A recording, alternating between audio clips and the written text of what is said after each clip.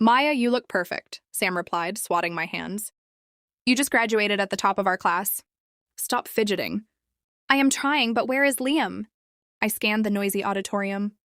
He promised to find me after Dean Harris finished. The crowd cheered loudly, but my stomach twisted. 3 years together, and he was entirely missing from my sight. Come on, Sam said, grabbing my arm. The alumni party is starting. He is probably grabbing drinks. We pushed through the cheering crowd into the grand hall. The room vibrated with excitement. Do you see him? I asked, nervously clutching the small velvet box deep in my pocket. It held a silver watch. It took 3 months of tutoring to afford it. There he is, Sam said, pointing toward the stage. Wait, why is he up there? Liam stood boldly by the microphone. He looked handsome wearing his tailored suit. His parents, Mr. and Mrs. Sterling, stood near the front row, sipping expensive champagne with proud smiles.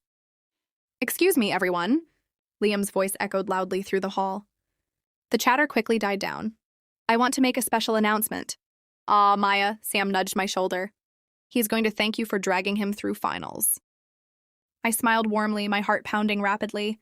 Today is mostly about futures, Liam continued smoothly, his dark eyes scanning the massive room. They slid right past my face without stopping. And I want to properly secure mine with the most amazing woman I know. I took a hopeful step forward. Chloe, come up here, Liam said. I froze. My breath vanished. Chloe, draped in a stunning dress, glided up the wooden stairs. She smiled brightly, her styled blonde hair bouncing softly.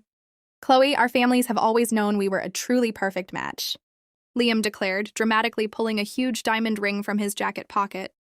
Will you do me the honor and marry me? Yes! Chloe squealed, throwing her arms around his neck. The room exploded in deafening applause. What? Sam gasped, gripping my arm.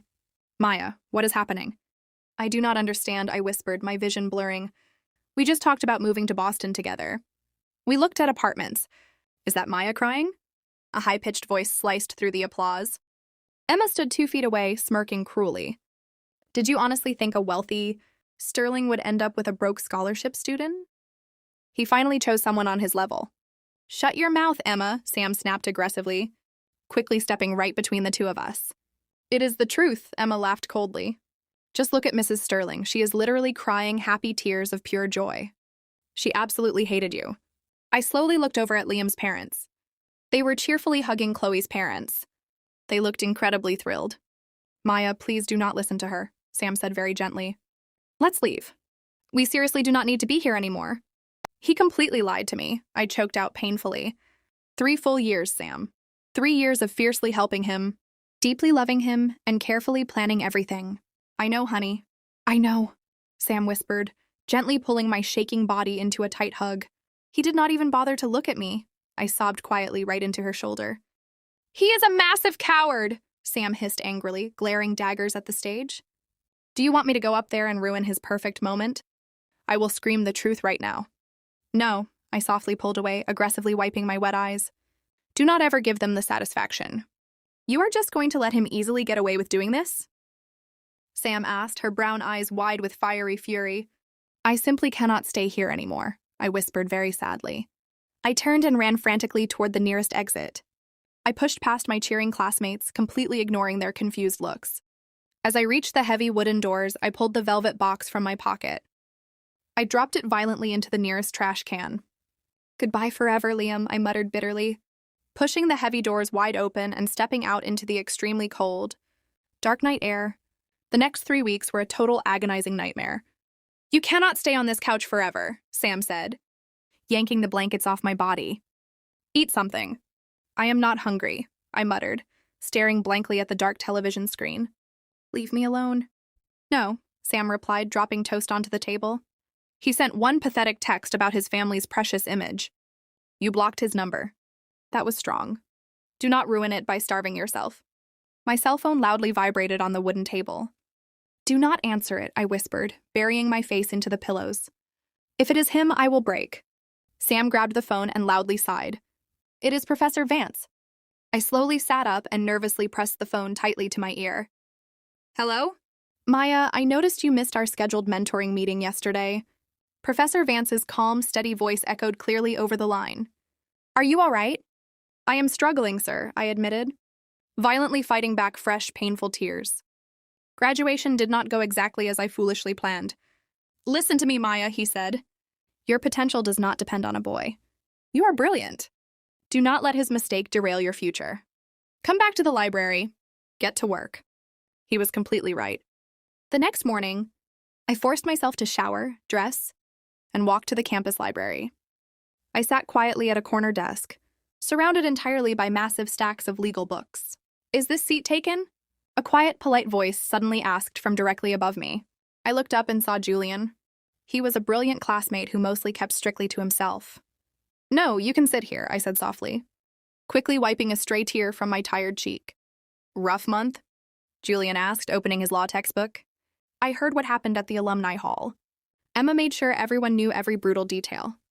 "It is humiliating," I confessed, shockingly feeling comfortable around him. "I feel completely stupid." "You are not stupid," Julian stated, never looking up from his notes. "I lost my scholarship last year because my father went bankrupt. People vanish when things get hard. But we survive. You will survive this." His honest, raw words somehow became a healing, comforting lifeline. We started studying together every single afternoon. The true turning point finally arrived on a rainy, miserable Tuesday. I was holding a cheap cup of bitter coffee when my phone rang. It was a Boston area code. "Hello, is this Maya?" A bright, cheerful female voice asked politely over the static line. "Yes, this is she," I answered, my heart suddenly racing wildly inside my tight chest. "I am calling from the Harvard Law Admissions Office," she said smoothly.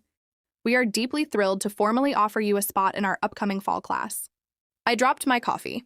The plastic cup loudly hit the floor, spilling hot brown liquid everywhere. "Are you absolutely serious?" I gasped, loudly crying out in complete, total disbelief. "We are very serious," the kind woman warmly laughed. "Welcome directly to Harvard, Maya." "Thank you," I choked out, tears of pure triumph rapidly replacing my lingering pain. "Thank you so much." I hung up the phone and immediately screamed. Julian instantly jumped out of his wooden chair in pure shock. "I got in!" I yelled, happily grabbing his broad shoulders. "I am actually going to Harvard." "I knew you would." Julian smiled widely, genuinely proud of my success. By the end of the week, Emma loudly cornered me in the busy student union. "Did you hear the wild news?" Emma asked, her eyes shining with fresh, juicy gossip. "Mr. Sterling is absolutely furious right now." "I do not care about them," I replied coldly, trying to quickly walk far away. "Liam failed his corporate interview," Emma continued loudly, following me. "He did not secure a job. Chloe's parents completely froze her credit cards because she refused to sign a prenuptial agreement. They are miserable." "Wow," I said softly, barely hiding my growing smirk. "And everyone knows you are going to Harvard," Emma added quickly. Liam looks absolutely destroyed. The ultimate power shift had finally and officially begun. For the very first time in long months, I could finally breathe deeply. News spreads incredibly fast in our small college town. I was sitting at my favorite table inside the campus coffee shop, highlighting my legal textbook. The heavy glass door swung violently open. I completely ignored it until a dark shadow quickly fell directly over my messy table. "Maya," a familiar, desperate voice pleaded. I looked up. Liam stood nervously in front of me. He looked terrible. His expensive shirt was severely wrinkled. His dark hair was a mess and his eyes were bloodshot. "What are you doing here?" I asked coldly, not even bothering to close my heavy book. "I need to talk to you," he whispered frantically, wildly looking around the crowded room. "Please, just listen to me for 5 minutes."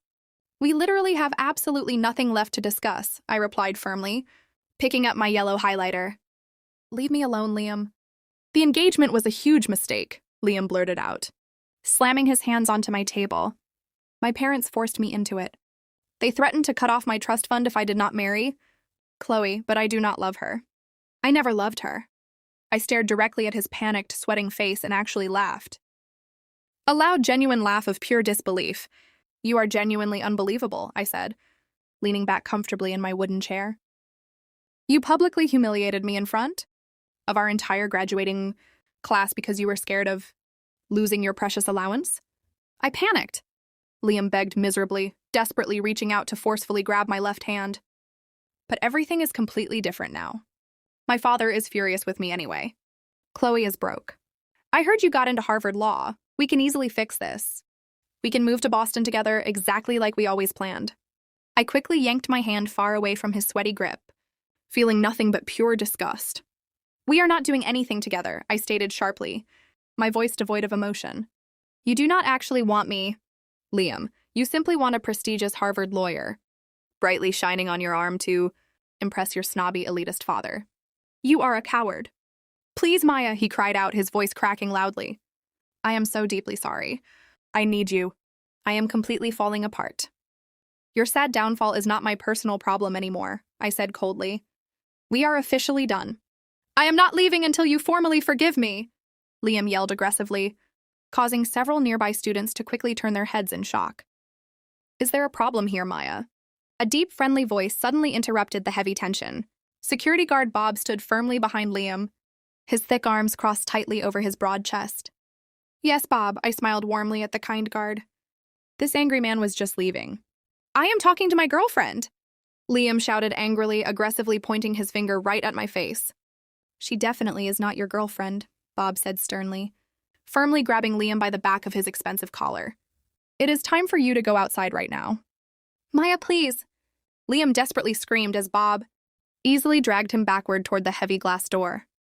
"Do not do this to me." I simply watched him struggle, feeling absolutely nothing inside my peaceful heart. Just as Liam was forcefully shoved entirely out of the loud shop, the door swung open again. Julian casually walked in, holding a small white paper bag. He quickly glanced outside at Liam's defeated, crying form, and then looked directly over at me. "Was that the infamous Liam?" Julian asked calmly, pulling up a wooden chair right next to me. "It was," I nodded slowly. "But he is finally gone forever."